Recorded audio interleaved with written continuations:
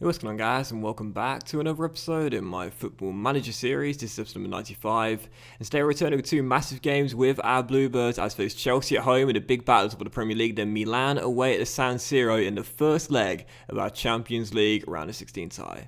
Before we play the games though, show how we're getting on off camera. And of course, in the last episode, you saw our 3-1 victory over Spurs, and then our first Premier League defeat of the season as our undefeated streak was ended by the Reds, as Liverpool beat us by 3-1 away at Anfield to go top of the table. 3 games on camera, all domestically, FA Cup 4th round tie and 2 Premier League games, and as you can see, 3 wins from 3, and we started with the FA Cup 4th round tie away against League One Bolton. I said in the last episode, could have been sniffing a cup set in this game, and they were certainly up for it as well. 3-2 was the final score, but they pegged us back on 2 separate occasions. First, Vitor Souza gave us the lead 9 minutes in, but 7 minutes later, they were back on level terms. Pedro Antonio put us back in front, and then right before the break, a tame free kick was let in by Dean Henderson. It's squirmed underneath his body.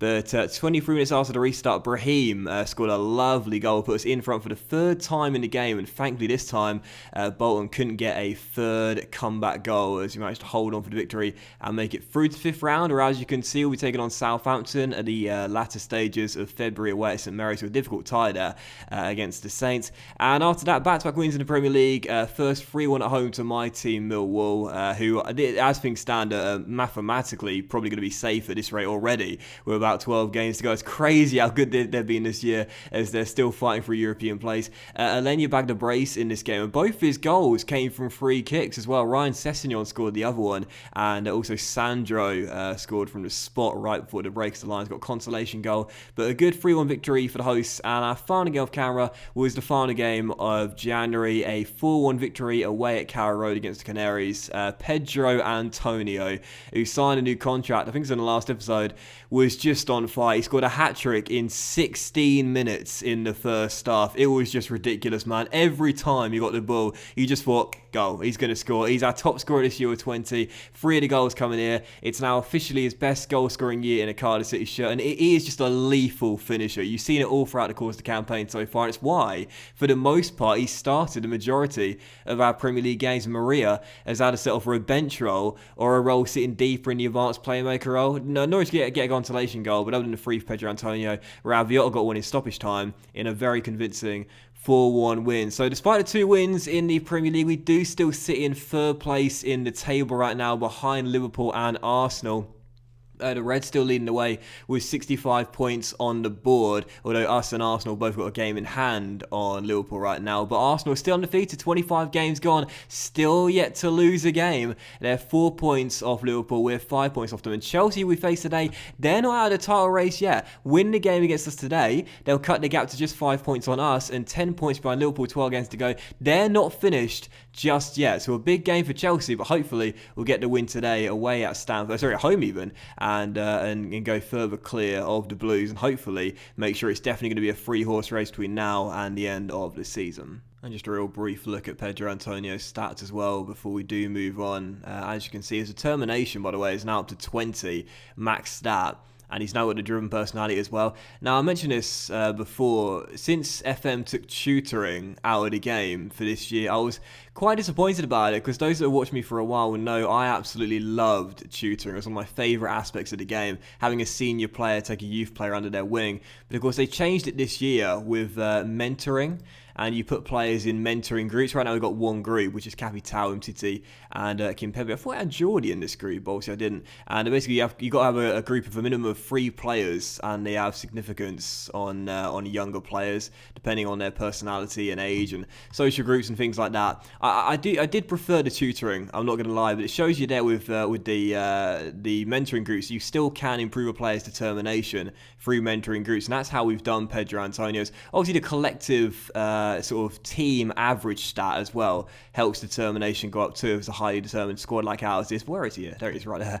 But you see the progression he's had in that stat over the years he's been here. He started off at 13 and now it's at 20, all because of mentoring. And again, the collective mental sort of stats that the group have.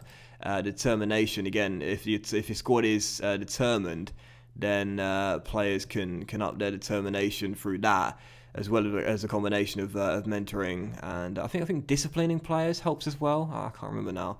But yeah, anyway, first game today is indeed going to be against Chelsea at home, as we'll hopefully make it 3 wins from 3 in the Premier League and keep pace with the league leaders, Liverpool. Big game here from our last season. This was sort of the statement game for us where we won 5-1 and showed Chelsea we meant business and we were coming for that title, and we managed to win it. So another massive game against them here. Let's see how it goes this season. And right now, an injury report. Just one player down. That's Vitor Salza, who all throughout the season has had little knocks here and there, just hasn't been able to keep himself fully fit all the time. Most of the knocks, again, have been sort of day-to-day injuries or week injuries, but either way, it's still been a bit frustrating to know that has sort of hampered his consistency throughout the course of the campaign. And this is our team, 4-2-3-1 tiki-taka style, and this is our lineup. Fans in goal before Goncalves, Kimpembe, Jordi and Stefano, with Alenya and Ramsden through the middle. Third forward, Sessegnon on the left, Dennis on the right, and the OG supports Pedro Antonio up top. And on the bench, Henderson, Umtiti, Moreno, Brahim, Rabiota, Sterling, and Maria as well. So first game, it's Chelsea. It's a massive one in the Premier League. Gotta win to keep pace with Liverpool. Come on, you Bluebirds. Oh, thank God, Goretzka's on the bench for Chelsea today. He always scores against us. We discussed in the last episode, of course, as I'll say to the boys here, I want you to pick off where you left off last time out, that draws at this stage of the season aren't going to get it done. If we're going to win the title back-to-back, we've got to win our games and not just get points, because they're going to feel like defeats between now and the end of the campaign. You know, we've only lost once. Liverpool have lost, I think it's 3 or possibly 4 times, but it's the draws that have really hurt us this season. Boys, get creative out there. Get creative. Come on, let's get our first chance of the game. Stefano's throw to Dennis, who lets it run over his head, wins it straight back off Marco Sensiao. And now feeds into Sessegnon. Oh, and there is the breakthrough 17 minutes in. Ryan Sessegnon with the goal. And there is our breakthrough. Dennis, there, I thought he seemed to lose possession of the ball, but he might have slipped, or I'm not entirely sure. We'll see it on the 3D clearer, though. Stefano to Dennis, loops over his head, but instead it was Sensiao seems to trot on the ball. Dennis robs him, finds Ryan Sessegnon, and from just outside the area, bends one in at the near post. 1-0 Cardiff, perfect start. God, Sessegnon is just such a frustrating character in this team, you know. Occasionally, and I mentioned it so many times before, he just goes missing, particularly in the big games. But then every now and then, he turns up in the big games. You just don't know what Sessegnon are going to get sometimes. But we've got a goal scorer in him today as we lead by 1. Here comes Chelsea looking for an instant response. Arthur finds his man, and Sensiao is through and puts it in as well. Fans beating at his near post. Chelsea peg us back. Look at that, 2 yellow shirts, both alone on the edge of the area there. One is Arthur who receives the ball, knocks it into his man, and as Sensiao finds a bit of space, fans at full stretch can only get fingertips to it, as he can't keep it out. 1-1, but as we have another highlight here just before the break, let's see if we can restore our lead almost instantaneously. Alenya Gonzalez now into Ryan Sessegnon, our goal scorer, gets going, feeds it inside. Oh, there he is once again. It's that man back at it again. Pedro Antonio, 21st of the season, as Ryan gets an assist to his goal today as well, as he gets his 21st of the year in total and 10th of the Premier League campaign. Sessegnon feeds him inside, just about stays onside Antonio. Nice finish into the bottom corner, 2-1.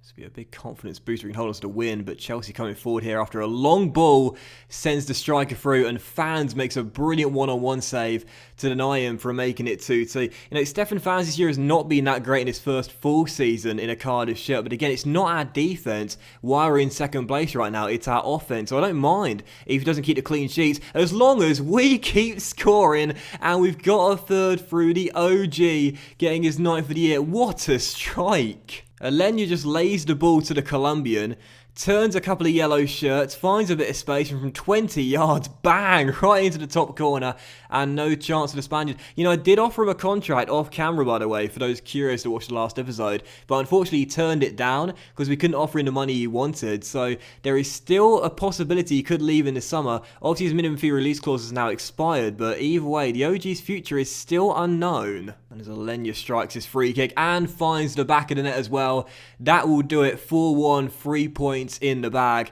Koki Cars with a lovely goal. I think that is his 3rd free kick goal in 2 games. How ridiculous how good this guy is from free kicks, man. Although I think Kepa really should have saved that one. Regardless, 4-1, and that'll do it. Just brought on Moreno for his Cardiff debut as well, as Chelsea are through and off the crossbar as Fans gets it clear as well. What a fantastic game this has been. I love it when the first game I'm doing of an FM episode is really action-packed, as Jordi makes it 5-1. And we're going to have the same scoreline as we had as the game last year. Oh, no, right on cue, of course, I made it look like an idiot. The goal's disallowed for offside, I assume. And, oh, look at that. Everyone is offside. Chelsea were in line there. That was very organised, as Geordie was indeed offside, along with like 5 other teammates. And the scoreline remains at 4-1. We get a 5th goal this time. Rabiota. Oh, Kepa tips it onto the post, and Goretzka gets it away. Either way, 4-1, and another big statement victory against Chelsea. I would say now that probably ends their realistic chance to win the title. They had to win today in Wales to keep pace with the front three. Liverpool, of course, still the team to catch right now, but instead they're now 13 points behind Liverpool, don't have a game in hand, and there's just 12 games to go. So I think Chelsea's chance to win the title are probably over now, but for us, we're showing Liverpool and Arsenal we are going absolutely nowhere. It's our title, and we're going to try and win it back-to-back. So I'm very happy with the result, the way you played. Very good performance out there, and again, once again, it's our offense that's done it for us. We are still the league's highest scorers in the division right now, and I think as things stand, we're still on course to get 100 plus come the end of season 2. 12 games to go. We've got 68 goals. We need another 32 if we're going to get there. That's still doable, but we've been a force to reckon with this season every time we've gone forward. Again, it's great confidence heading into that AC Milan game as well. Donnarumma is, of course, out for the first leg, and I did see that Romagnoli is also out for the first leg as well. So 2 big-time players for Milan are going to be missing in that first leg, whereas we, other than Vitor Salza, are going to be fully fit, bar no training injuries in these next 2 games. And of course, as the first leg is coming away from home as well, we want goals. So the fact that they are going to be without 2 of their best defensive players, that again is... oh, they've got 3 players. Now, who's the other one that's just gone down? Donnarumma. Oh, Chong's gone down as well. I'll tell you what, we've got a very good chance of scoring at least a couple of away goals in the first leg, and hopefully winning the tie as well. That's got to be our aim heading into that game there. Get at least 2 away goals to take out to Wales. Oh, God, I just can't believe this as well. Millwall have won on the evening kickoff away at City. They're now in 6th place, 2 points clear. This is ridiculous, man. I don't know how they've done this, but I'm absolutely bloody loving this. This is amazing to me. I think I would take Millwall getting into the Europa League than guiding Cardiff to back-to-back titles. I am freaking loving this. I'm stunned, man. I'm absolutely stunned. I was pretty sure come the end of the season they'd be here. 20th, 19th, 18th at best, but 6th? With 12 games to go, this is just stupendous. Go on, Sheffield Wednesday, do us a favour. Do us a favour. Do us a favour, Sheffield Wednesday. Stun the Alpha. Oh, no, but it's just due to a brace. Means they extend their lead at the top once again. This is the problem for us now. Now they've gone top, we just can't seem to catch them. You know, we keep on winning. We're winning a lot of the games, but Liverpool's form is the best in the division. And with 11 games to go, it's going to be their title if they win their remaining games. Having said that, that's exactly the same position we were in last year. If you remember with Chelsea, if they won their remaining games, they would have been crowned champions. But in the penultimate game of the season, Spurs beat them, and then we leapfrogged them. So despite that being the case, destiny being in their own hands, there's still a chance we could overtake them towards the end of the season. Oh, what did I say about the training injuries as well? Dennis has got a cold, and he's going to be out for the game unless we leave him to the physio. But as we know, that does put a risk of the illness spreading to our members of the squad. But Dennis this season has been one of our best players, and I really want him for this tie. So, do I gamble it? Do I leave him to the physio and keep him around the ground? Just make sure he's always got a hanky on him at all times? I think so. He's been amazing this year. 10 goals and 9 assists in 26 Premier League games. I'm going to take the risk. I'm going to take the risk of that illness spreading. Dennis, you're not going home, mate. Alright, so let's jump into it then. It is indeed a repeat of the Season 6 Champions League final as we take on AC Milan away at the San Siro in the first leg of the Champions League round of 16. Again, don't forget Milan's team does look like this without 3 of their stars for the game, though, which is a big boost to our chance of winning this tie. And right now in this Serie A too, as we know, they're still top of the table by 2 points, and it has been their league throughout the course of the save. Inter have won it once, Juventus have won it once, Lazio have won it twice, but Milan have won it 5 times in the past 6 seasons, and also they won the Champions League at our expense too back in season 6. They are the best team in Italy right now, and it's going to be a very tall order for us to knock them out. So come on, Cardiff City, it's time for revenge. So heading into the game, 4-2-3-1 once again, and just a 1 change to our lineup on the back of that win against Chelsea on the weekend. So Fans remains in goal, and it's the same back four on Cows, Kimpembe, Jordi and Stefano, but Brahim comes in for Alenya, so I like playing Brahim in the European games, normally does well, and he'll play alongside Ramsden. Third forward, Sessegnon on the left, Dennis on the right-hand side with a hanky in his pocket, and Gonzalez supporting Pedro Antonio up top. And on the bench, Henderson, Mtiti, Moreno, Alenya, Rabiota, Sterling, and Maria as well. And I'm tempted to put Jason on the bench after the Season 6 final when he scored the penalty in normal time and scored in the shootout as well, but I think we all know he's had his day and will lead the bench here. So second and final game, Milan away. It's time for revenge. Come on, you Bluebirds. Despite the 3 injuries, still a very good Milan side. They got Fernandes there, of course, the sporting midfield. They went to Real Madrid in the game, funnily enough, and then on to Milan, where he spent 8 years. Zivkovic is their skipper tonight on the left-hand side. I don't think he was part of their squad that beat us in the final 4 years ago, and we saw that striker in the last episode, Serio, who just looks absolutely phenomenal. Keeping him quiet tonight is going to be one very tough task. Who's their goalkeeper? Christian Correnti, and I have to say, if we don't score at least a couple of away goals tonight, I'll be very disappointed. So I'm going to say to the boys in the dressing room, calmly, assertively, get assertive, assert yourself in the game, boys. I fully expect to keep our good run going and win this match. Come on. You might notice there's an English right back playing for them. His name is Dan Rhodes. He came from Liverpool before Milan. I was so close to signing him too. He only went for, I think it was £12.5 million. He would have been a brilliant pickup for our team to replace Odriozola long term. But still, 20 minutes in, and the first highlight is going to fall here, and hopefully it's going to come to Cardiff City. It's gone Cowes nods on, and Brahim also heads on to find Ryan Sessegnon down the left-hand side, who's beating his man there. He skinned him. Great work. Sessegnon to Dennis. Oh, Matthias Dennis shakes off the cold and shows he's in hot form. 1-0 Cardiff City, and there's the away goal. Look at this from Ryan Sessegnon as well. Stops on a dime and then sends his man walking. Takes it round him, dinks one to the far post, and Dennis on the first time volley drills one in at the near post. The Frenchman with the goal. 1-0 Cardiff. What a start as well. 71% possession, 9 shots, 3 on target. That ducked down pretty quickly at 63%, didn't it? But an excellent start. Now let's get a second away goal. Gonzalez almost tripped up by Sessegnon, but instead finds Pedro Antonio out wide to Matthias Dennis. First time cross, headed away, but straight to the OG. Oh, just over the bar. Keep it going. And there is another highlight right before half-time. I can see Milan scoring tonight, no doubt about it. They've got an absolutely fantastic side, and when going forward, they look very threatening indeed. But so long as we get another away goal, I'll be satisfied enough, even if they get 1 or even 2 goals to draw the game. Again, the key tonight is the away goal. Zivkovic, the captain, on the ball. He's got 2 blue shirts to beat, and instead rolls it off to Vargas. He found a bit of space to shoot, and it's a brilliant strike by a new gen/regen Orlando Vargas. Bottom corner, no chance for Stefan, 1-1. Zivkovic rolls it through a crowd of blue shirts, picks out his man, dribbles inside, and from just outside the area, that's a fantastic strike. Past fans in a flash, and right into the bottom corner as well. So 1-1.